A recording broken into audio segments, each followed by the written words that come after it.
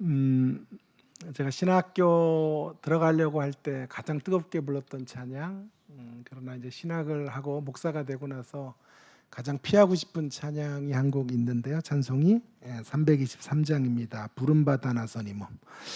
부름받아 나서니 몸 1절에 어디든지 가오리다. 괴로우나 즐거우나 주만 따라 가오리니 어느 누가 막으리까 죽음인들 막으리까. 2절은 정말 대단해요. 아골골짝 빈들에도 복음 들고 가오리다. 소돔 같은 거리에도 사랑 안고 찾아가서 종의 몸에 지닌 것도 아낌없이 드리리다. 여러분, 갈수록 이 찬양이 어렵습니다. 순교 콤플렉스 같은 게 있죠. 우리 모두에게 진지하게 이런 찬양 기도 주님 뜻대로 해달라고 기도하는데 주님이 소록도로 가라 이러면 낭패잖아요. 그러니까 이런 찬양이 저를 힘들게 해요. 이 찬양을 신앙의 고백으로 드릴 때 아골골짝 빈드레를 딱 찍으셔가지고 복음의 오지로 가라든지 난민촌으로 가라든지 하면 어떻게 되는 거예요? 그러면 아마 저는 주님 앞에 제가 갈 수 없는 이유들을 열거할 거예요. 제가 일단 건강이 안 좋아요, 주님. 우리 딸이 지금 너무 어려서 조금 키우고 가야 돼요 라고 하며 이런저런 핑계거리들을 대며 아골골짝 빈들에만은 저에게 가라고 하지 말아달라고 아마 부탁할지 모르겠어요. 주님을 설득하려고 할 것입니다. 여러분, 이것이 저의 솔직한 고백이고 이제 여러분의 고백도 한번 들어보기 원하는데요. 여러분 어떠세요? 부름받아 나서니만 어디든지 가실 수 있습니까? 아골골짝 빈들에라도 복음 들고 가시겠어요? 순종하실 수 있어요? 소돔 같은 거리에도 사랑을 쏟으며 종의 몸에 지닌 모든 소유를 그들에게 나누어 주며 그렇게 나아갈 수 있느냐 하는 것입니다. 여러분의 인생과 여러분의 젊음을 다 주님이 분부하시는 곳에서 바칠 수 있습니까? 아멘이 없잖아요. 아멘도 없고 여러분의 마음속으로는 한숨소리가 들리는데요. 오늘 본문에는 우리와는 좀 정반대의 사람, 호세아라는 한 인물, 순종의 사람, 그가 하나님이 명하시는 것을 군말 없이 따랐던 한 사람의 순종의 모습이 소개되어져 있습니다. 하나님이 그에게 분부하신 어디까지, 어디든지는 말도 되지 않는 명령인데요. 결혼을 하고 아내가 된 여인이 몸을 파는 자리로 나간 거예요.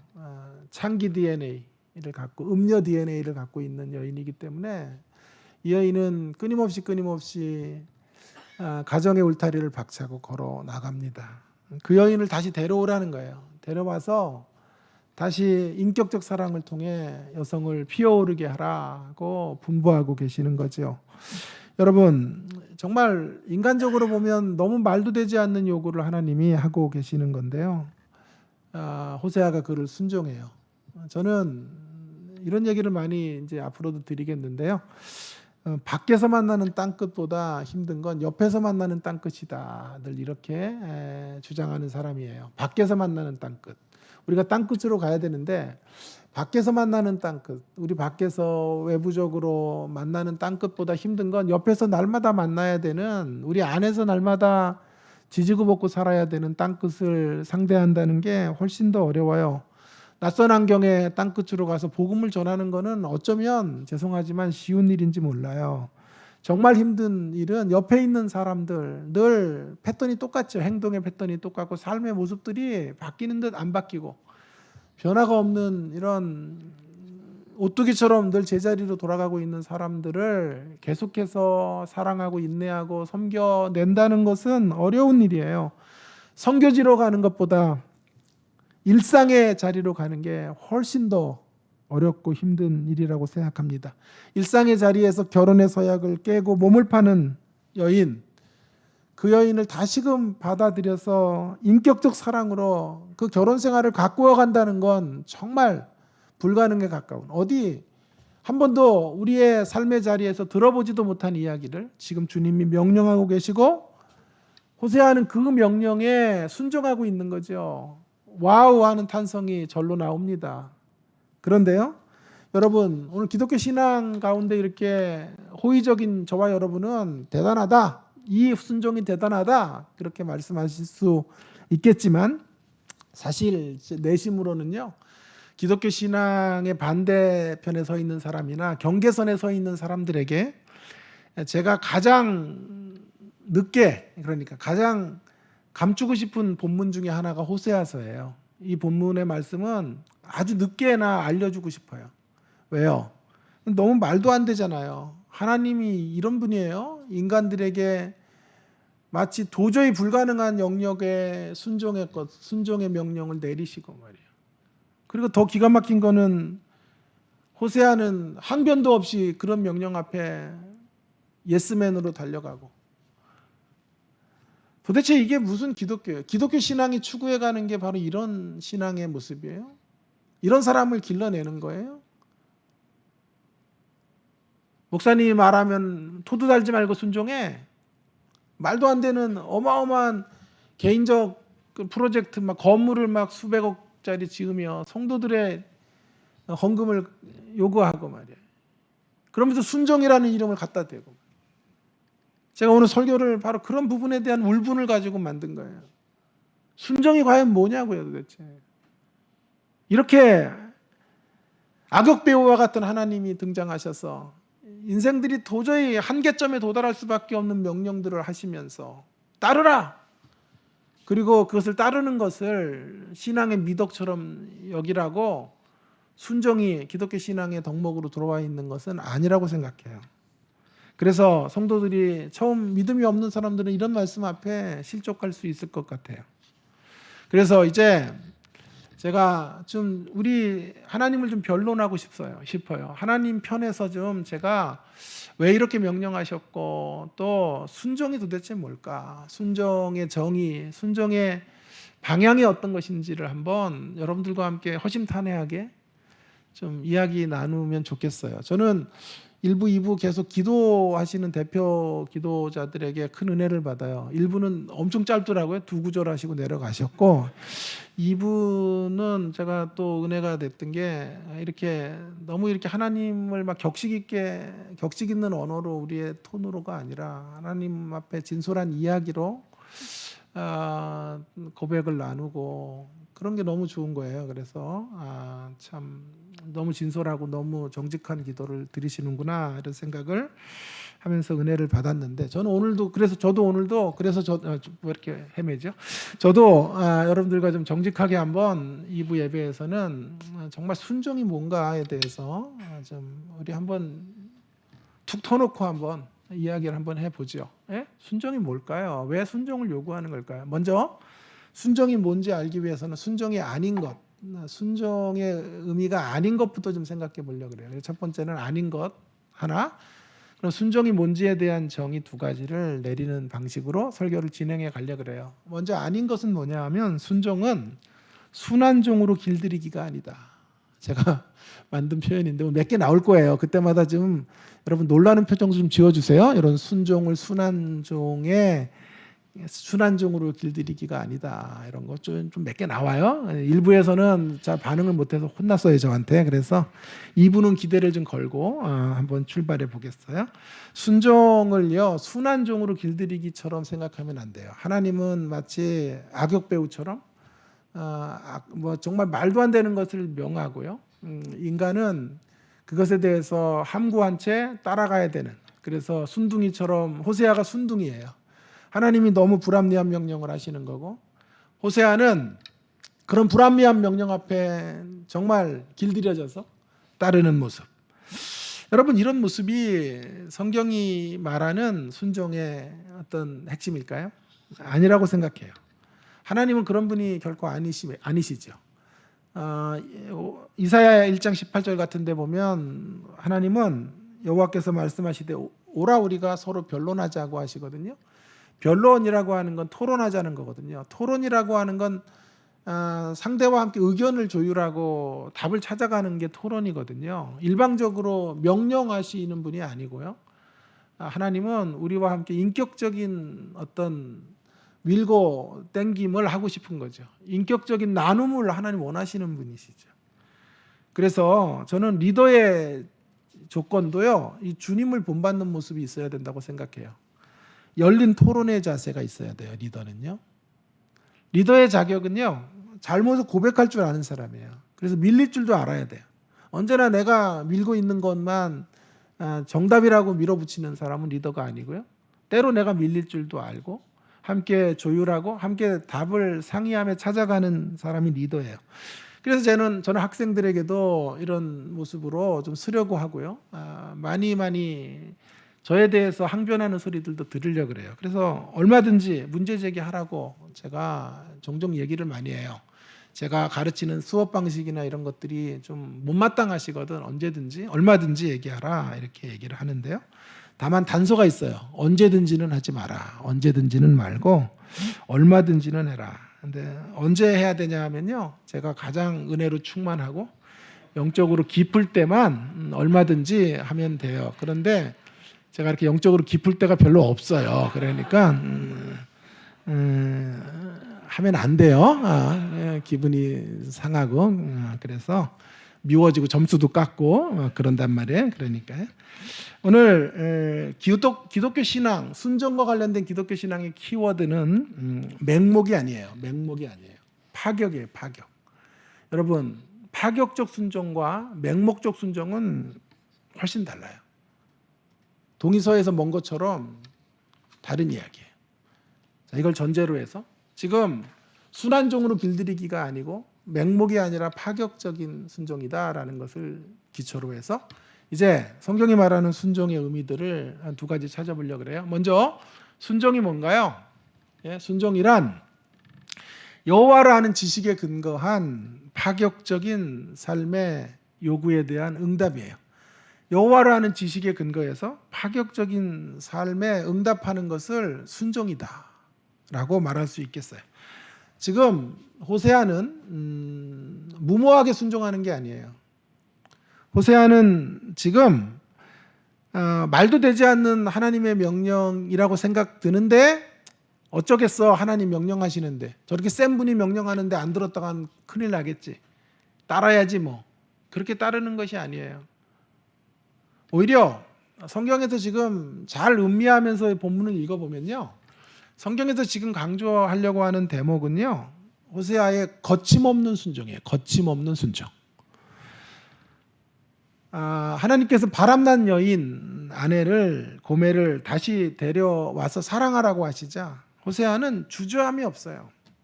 자, 1절 하반절부터 보면 그 여자를 사랑하라 하시기로 2절에 내가 은 15개와 보리 한 호멜 반으로 나를 위하여 그를 사고 3절에 보시면 그에게 이르기를 너는 많은 날 동안 나와 함께 지내고 음행하지 말며 다른 남자를 따르지 말라. 나도 내게 그리하리라 하였노라. 3절에 이를 때까지 이미 순종해서 여인을 데려다가 여인에게 부탁하고 있는데요. 까지 일사천리로 나가고 있는 거죠. 거침없이 하나님의 명령 앞에 준행하고 있는 겁니다. 그리고 그녀를 데려오기 위해서는 호세아의 많은 물질이 필요해요. 속전이 지불돼야 돼요. 2절에 있는 게 속전이에요. 그래서 그 돈을 주고 여인을 다시 아내로 데려와야 되는 거예요. 순종의 길을 가로막을 수밖에 없는 이런 것까지 순종해야 돼? 내 돈까지 지불하면서까지 이 음탕한 여인 고멜을 데려와야 돼? 라는 생각이 들었는데도 억지로 어쩔 수 없으니까 따라간 것이 아니에요.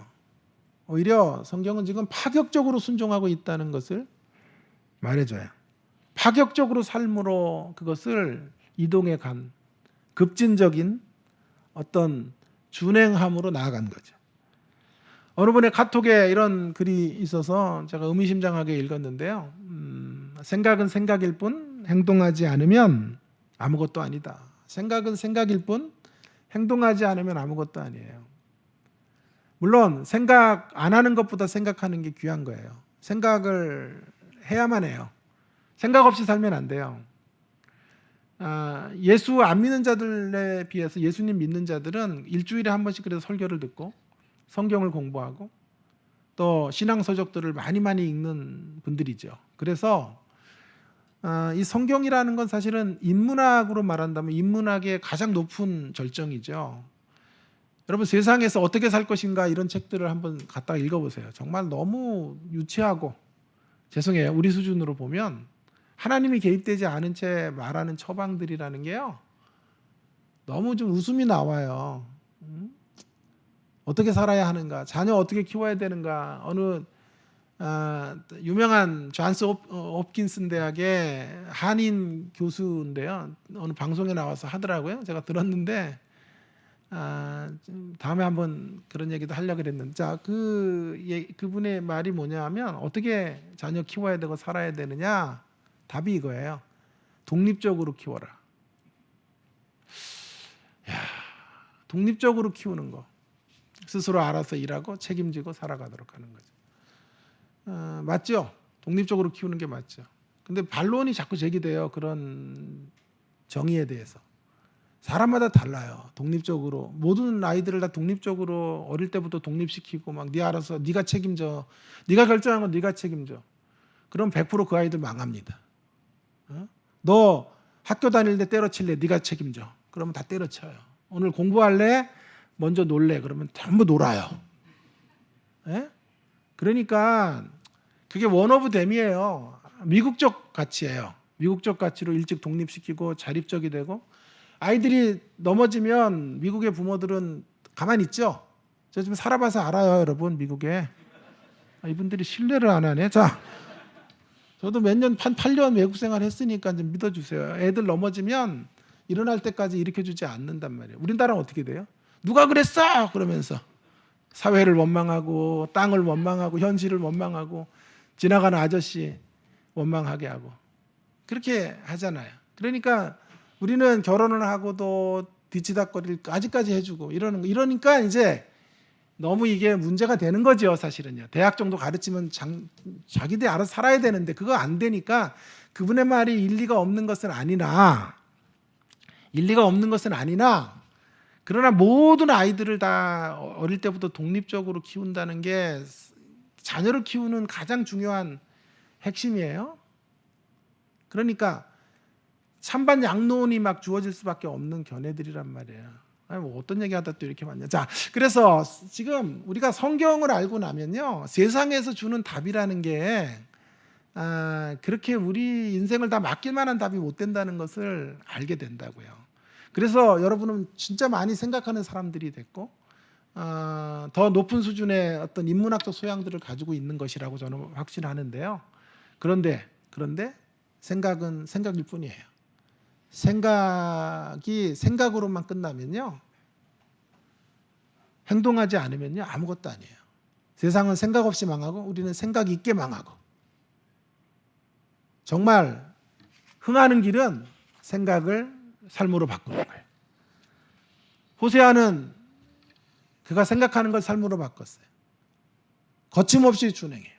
자, 그런데요, 이유가 있어요. 그렇게 됐었던 이유. 아까 제가 뭐라 그랬어요? 여호와를 아는 지식에 근거해서 그렇게 행동하고 있는 거죠. 4장 6절에 보시면, 4장 6절이 굉장히 중요한 실마리가 되는데요. 호세아의 순종의 실마리는 4장 6절인데요. 내 백성이 지식이 없으므로 망하는도다. 이스라엘이 망하는 이유를, 하나님 백성들이 망하는 이유를 호세아는 이렇게 진단하는 거죠. 지식이 없어서 망한다는 거예요. 지식이 있으면 안 망할 텐데 지식이 없어서 망한다라고 말하는데, 여기 지식이라고 하는 건 정보나 어떤 개념 이해가 아니죠. 예? 여기서 말하는 지식이라고 하는 거는 여호와를 인격적으로 아는 거거든요. 경험으로 아는 거거든요. 체험으로 아는 거거든요. 간증의 형태로 여호와를 누리고 있는 거거든요. 지식이 없어서 망한다 그러는 사람이 지식이 없는 사람이면서 그런 말을 하진 않았을 거라고요. 호세아 선지자는 지금 여호와에 대한 충만한 지식을 갖고 있는 거예요. 그 지식이 행동하게 하는 거예요. 그 지식을 따라 하나님의 명령 앞에 준행하고 있는 거죠. 거침없이 따르고 있는 거죠. 그러니까 자, 이런 명령이 하나님의 지식이 없는 세상 사람들에게는 말도 안 되는 하나님이지. 하나님에 대한 지식이 없으니까, 아니 어떻게 고멜과 같은 창기를 다시, 창기 DNA가 있는 여성을 다시 끌어다가 가정생활을 유지하라고 해. 이건 말도 되지 않아요. 그렇게 항변하겠죠. 하나님에 대한 지식이 없기 때문에 그래요. 하나님에 대한 지식이 깊지 못한 우리들은 야, 우리 하나님 너무 하시는구나. 순종이라는 말을 가지고 진짜 어떻게 여기까지 가게 하시나. 악을고짝 빈들에까지 가라고 하시니 이건 정말 너무한 거 아니야? 라고 생각하게 되는 거죠. 그리고 불만이 생기게 되는 거죠. 그러나 호세아는 달랐단 말이에요.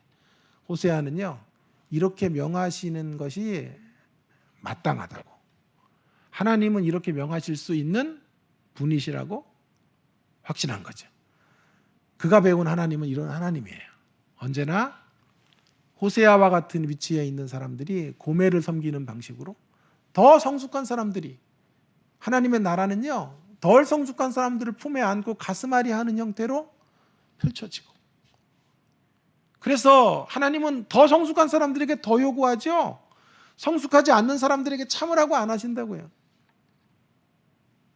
그래서 그게 억울하거든 우리는 여호와를 아는 지식이 없는 거예요. 하나님 나라의 방정식이에요. 하나님 나라가 세상에 건설되어지는 방법은 언제나 일찍 철든 사람들에게 더 요구하시고 더 십자가의 길을 걸어가도록 하시는 거예요. 그들의 희생과 섬김과 헌신을 통하여 연약한 자들과 아직 철들지 않은 자들이 반환점을 돌도록 하시는 것. 그분이 우리 하나님이셔요. 호세아는 바로 그 하나님을 인격적으로 만났고, 그 하나님 때문에 호세아는 호세아가 된 거예요. 호세아도 역시 고멜이에요.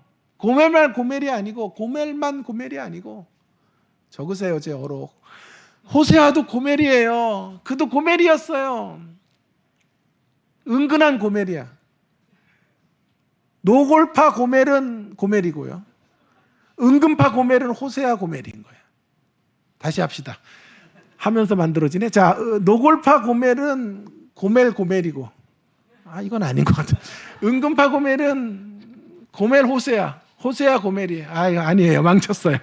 그래서 역시 즉흥적으로 하면 안 돼요. 원고에 준해서 할게요. 자, 그래서 은근하고 노골적인 것만 다를 뿐 역시 고멜인 거죠. 그런 고멜을 하나님이 또 다른 사랑의 방식으로, 또 그 앞서 있었던 성숙한 사람들의 희생을 통하여 호세아가 돌아오게 하시고, 이제 호세아에게 또 고멜을 맡기시는 방식으로, 그리고 그 고멜이 또 철들면 또 그 고멜에게 또 다른 고멜, 고고 고멜.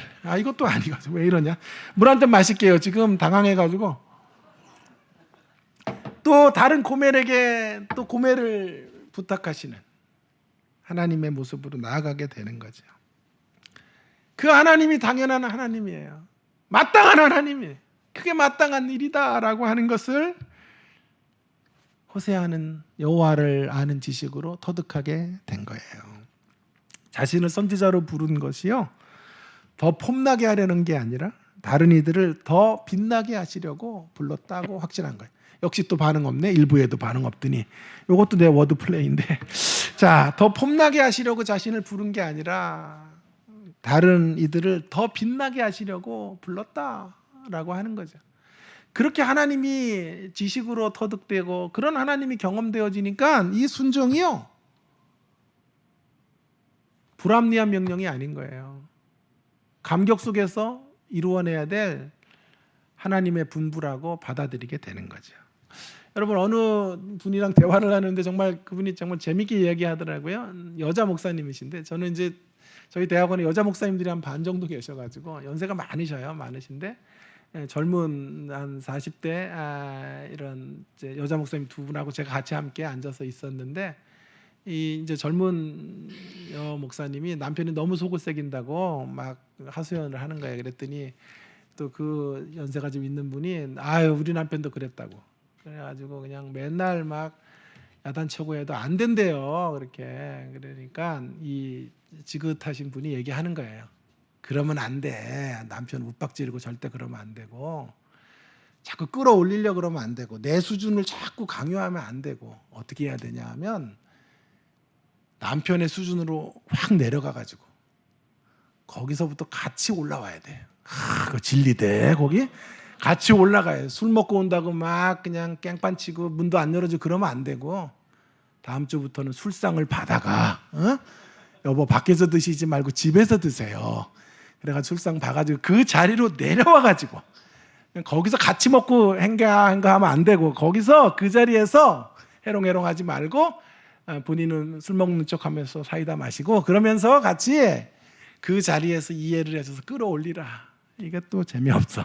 자, 지금 그게 진짜 정말 자신이 인생을 살아가면서 터득한 메시지인 거예요. 정말 오늘 그런 얘기가 지금 흘러가고 있는 거예요. 호세아가 고멜의 자리로 내려가서 그 고멜의 자리에서 그 고멜을 끌어올리는 거예요. 이게 예수님의 성육신 사건 아니에요? 우리 자리로 내려오셔서 우리를 끌어올리시는 사건이 성탄의 메시지이고 성육신의 가장 핵심 교훈이 아닙니까? 선지자는 바로 이런 하나님을 배운 거죠. 이런 하나님에 대한 지식을 갖고 있는 거죠. 선지자는 자신이 어떤 위대한 사람이 되느냐 하는 것보다 하나님 안에서 정말 하나님이 기뻐하시는 사람이 되는 것에 초점을 두고 하나님 그걸 원하시는 분이라는 것을 깨닫고 그 지식 가운데 살았기 때문에 이 순종이 하나도 불편하지 않은 거예요. 코코 샤넬이라는 사람이 이런 말을 했어요. 무언가가 아니라 누군가가 되기로 결정하고 나면 얼마나 많은 걱정을 덜게 되는가. 하나님은 우리에게 무언가가 되는 삶보다 누군가가 되는 삶에 더 관심이 많으세요. 아니 이렇게 말하는 게 좋을 거예요. 무언가가 되는 이유와 목적은 누군가가 되기 위한 거예요. 호세아가 늘 배워서 알고 있었던 하나님은 어떤 위치보다 어떤 가치로 살아야 하는지를 중요하게 여기는 분이에요. 어떤 위치보다 어떤 가치로 살 것인지를 중요하게 여기시는 분이에요. 순종이란 이제 정리하겠습니다. 순종이란 호세아가 알게 된 혹은 우리가 여호와를 아는 지식에 근거해서 알게 된 가치의 삶에 대한 파격적, 급진적 따름이에요. 순종이 뭐라고요? 우리가 알게 된, 우리가 터득하게 된 가치 있는 삶에 대한 파격적 따름인 거예요. 우리에게 남다른 특권은 특혜가 아닙니다. 특권은 특혜가 아니고 특별한 섬김을 위한 도구로 우리에게 허락해 주신 것이요.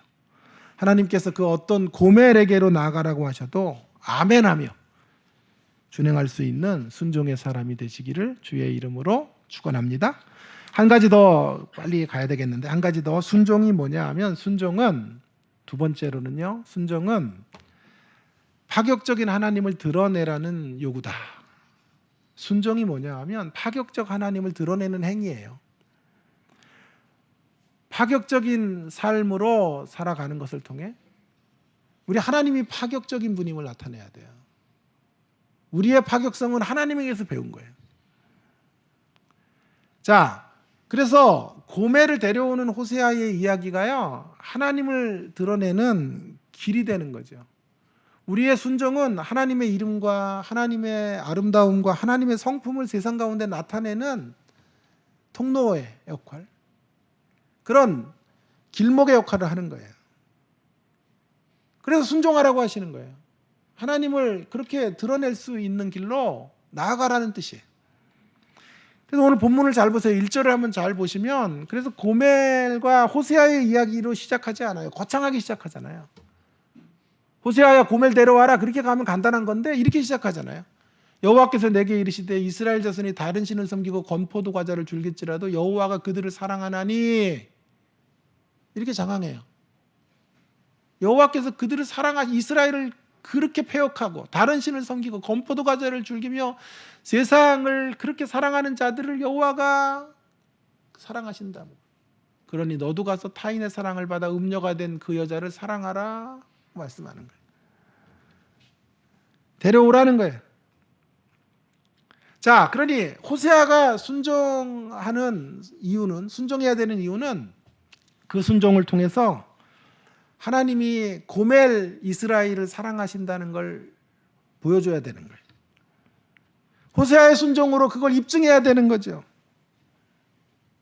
그래서 타인의 사랑을 받아 창기 DNA를 따라 몸을 파는 자리로 여전히 나아가 있는 여성을 다시 데려와서 인격적인 사랑으로 끌어안는 것을 통하여 하나님이 얼마나 이스라엘을 뜨겁게 사랑하시는지, 지칠 줄 모르는 열정으로 이스라엘을 기다리시는지를 말해 주어야 되는 거죠. 그리고 그 사랑의 목표는 어딘지 아세요? 4절과 5절이에요. 4절과 5절. 제가 4절을 읽고 여러분이 5절을 읽으세요. 그 사랑의 목표는 어디까지냐 하면 제가 4절 읽을게요. 이스라엘 자손들이 많은 날 동안 왕도 없고 지도자도 없고 제사도 없고 주상도 없고 에봇도 없고 드라빔도 없이 지내다가 5절입니다. 시작.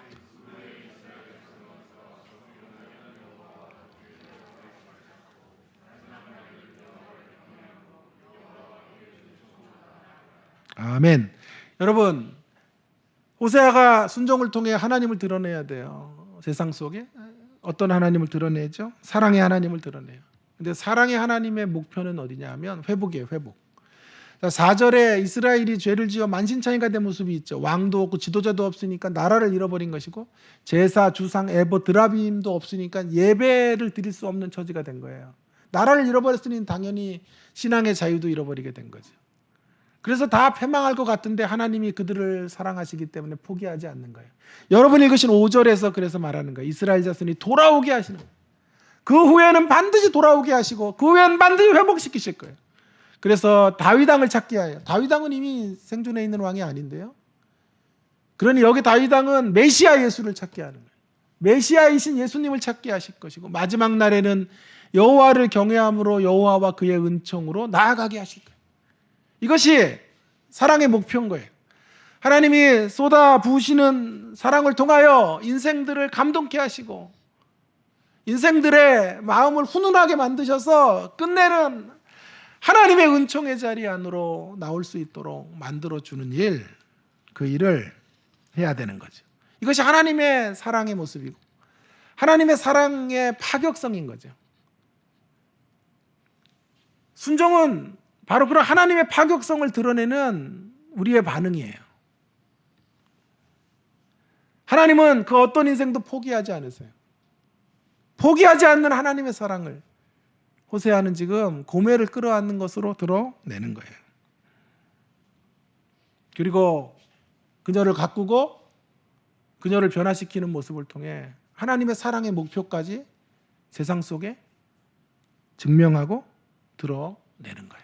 하나님이 얼마나 그의 백성을 사랑하시는지 뿐만 아니라 하나님이 얼마나 인생들 전 인류에 속한 세상을 얼마나 깊은 애정을 가지고 바라보고 계시는지를 알려주는 순종, 행위가 순종이에요. 그러므로 그 한 사람의 순종은 그냥 한 가정사에서 일어났던 한 속색이는 아내를 변화시키는 이야기가 아니고요. 하나님이 그 순종의 이야기를 들으셔서 사용하실 때 하나님이 그의 백성을 사랑하시는 이야기로 또 하나님이 세상을 향해 어떤 열정을 갖고 계시는지에 관한 이야기로 확장되어지고 그것을 오고 오는 모든 시대에 전달하게 되는 귀한 역사로 쓰여지게 된 줄로 믿습니다. 여러분의 순종도 그런 의미를 담고 있는 거예요.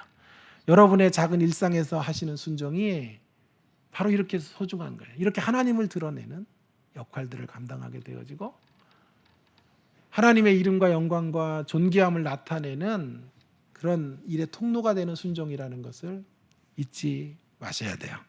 호세아의 순종은 이런 의미에서 하나님의 사랑, 십자가의 사랑을 드러내는데요. 그 십자가의 사랑을 조금 다른 빛깔로, 색깔로, 다른 정서로 드러내요. 십자가의 이야기가 너무 교회 안에서는 너무 거창하게만 제시가 되는 거예요. 거룩한 의인이 벌레만도 못한 버러지와 같은 인생을 향해 죽는 이야기로 제시되니까 성도님들이 다 빠져나가요. 나와 관계없는 이야기. 그래서 우리가 목사님을 좋아하잖아요. 목사님이 사세요, 그렇게. 그리고 그 사셔서 하나님과 좀 단판 벌이셔가지고 하나님 손 안에 있는 축복의 꾸러미들 좀 갖다가 우리한테 나눠주시고 목사님이 좀 대신해서 우리 앞서서 좀 살아가시기를 바랍니다. 그러면서 우리는 다 빠져나간다. 그래서 십자가의 이야기를 호세아와 고멜의 사건으로 풀어가시면서 이 글을 읽는 모든 사람들에게 십자가의 새로운 의미들을 발견하게 하시는 거죠. 지금 십자가의 이야기가 매우 구체적인 가정의 현실 속에 부부의 생활 속으로 신앙의 일상의 자리로 들어온 거예요. 십자가가 일상헌신으로 나타나야 된다는 거예요. 일상헌신의 자리에서 증명되어야 한다는 것을 알려주는 거죠. 고멜을 끝까지 상대하여 인격적 사랑을 주는 형태로, 그럼 고멜이 하루 순간에 이렇게 한순간에 변하지 않잖아요. 그 DNA 자체가 바뀌지 않으니까 계속해서 집 밖으로 뛰쳐나가려고 하는 고멜을 또 끌어안고 또 끌어안고 또 끌어안는 거예요. 그때마다 본전 생각이 날 수도 있어요. 그러나 그 여인을 끝까지 변화시키는 자리까지 가는 거죠. 이런 이야기를 통해서 우리가 적용해야 될 십자가의 자리가 구체적인 일상인 것을, 허드렛 일과 같은 일들의 자리인 것을 알려주는 거예요. 그래서 아까 제가 얘기한 거예요. 밖에 있는 땅끝보다 힘든 것은 옆에 있는 땅끝을 섬기는 게 어렵다라는 게 바로 이런 얘기인 거예요. 그래서 섬기다가 본전 생각날 때 호세아서를 읽어야 돼요. 예? 본전 생각날 때마다 호세아서를 읽으면서 더 사랑하지 못하고 더 용서하지 못하고 더 인격적으로 그렇게 상대를 대접하지 못한 것들이 너무너무 아파야 돼요. 그리고 가슴을 치는 사람이 되어야 하는 거죠. 순간순간 이기적인 사랑으로 나도 어떤 순간인가 돌아오고 기브 앤 테이크 식으로 사랑을 이렇게 교류하려고 했던 거래하려고 했던 나의 모습들을, 그것도 가까운 사람들에게 네가 이거 해줘야 내가 하지, 당신이 먼저 좋은 말 해야 내가 좋은 말 하지, 전부 이런 식의 사랑으로만 연결되어져 있는 우리들의 삶 속에 오늘 호세아와 고멜의 이야기가 충격을 주는 거예요. 본전 생각 같은 거 하지 말고 전폭적으로 먼저 사랑하고 먼저 용서하고 먼저 자존심 꺾고 상대를 끌어안는 자리로 나아가라. 필요하면 속전이라도 지불해서. 그냥 사랑한다 그러지 말고요. 제발. 응? 백화점 가서 옷이라도 한번 사주면서 사랑해 이래란 말이에요. 현대식으로 번역하면. 오늘 실패해요. 2부 다 실패. 웃지도 않고 완전 실패해요. 자, 그렇게 하면서 사랑을 더하지 못한 것은 안타까워하라는 그런 자리에서 십자가가 증명되도록 해라. 그것이 호세아 고멜 이야기인 거예요. 이렇게 한 사람의 순종은 하나님의 이름과 영광을 아름답게 드러나는 통로가 됩니다. 한 사람의 순종만 있어도 하나님의 이름과 영광이 드러난다고요. 가정 안의 식구들 모두가 순종하지 않아도 돼요. 남 원망할 필요 없어요. 여러분 한 사람만이라도 하나님 앞에 진정한 마음으로 하나님을 아는 지식을 근거로 하여 내가 하나님을 드러내고 싶은 열정을 품에 안고 순종하면, 먼저 섬기면, 먼저 희생의 길로 나아가면 아내는 바뀌어요. 남편은 변하고 자녀들은 새로워질 것입니다. 오늘 그 사실을 우리에게 말해주는 거죠. 그것이 하나님이 우리를 통해 꿈꾸시는 비전이에요. 순종을 통해 이런 위대한 하나님의 이름이 영광이 드러나기를 원하시고, 그리고 사람들이 회복되는 역사들을 순종을 통해서, 순종의 사람을 통해 이루어가려고 하는 하나님의 비전 속에 우리가 참여하고 있는 거예요. 우리 같이 부족한 인생들을 그런 자리에 참여자로 불렀다는 게 얼마나 큰 영광인지 모르겠어요. 교회는 여러분 일 시키는 곳 아니라고 제가 한번 설교에서 말했어요. 여러분이 이 영광의 자리에 참여한 거지. 빗소교회의 이 영광의 행로 속에 여러분이 참여자로, 동참자로 들어와 계신 거지. 여러분이 막 죽도록 그냥 고생하고 여러분 막 물질이나 교회에서 뺏고 이러는 곳이 아니에요. 늘 감격하시고요, 기뻐하시며 주의 부르심 앞에 순응하시고 순종하시는 우리가 되기를 간절히 바랍니다. 여러분, 결과로 얻어지는 열매보다 과정에서 지불해야 될 대가가 크다면 저는 순종하라고 말씀 못 드려요. 대가가 너무 커가지고 열매는 미미하고 대가는 너무 크면 순종하라고 말하면 사기치는 거예요. 그러나 반대라면 과정에서 지불되어지는 대가가 아무리 크더라도 그 열매와 결실이 비교될 수 없는, 상상할 수 없는 영역이라면 자신 있게 외칠 수 있어요. 순종하십시오.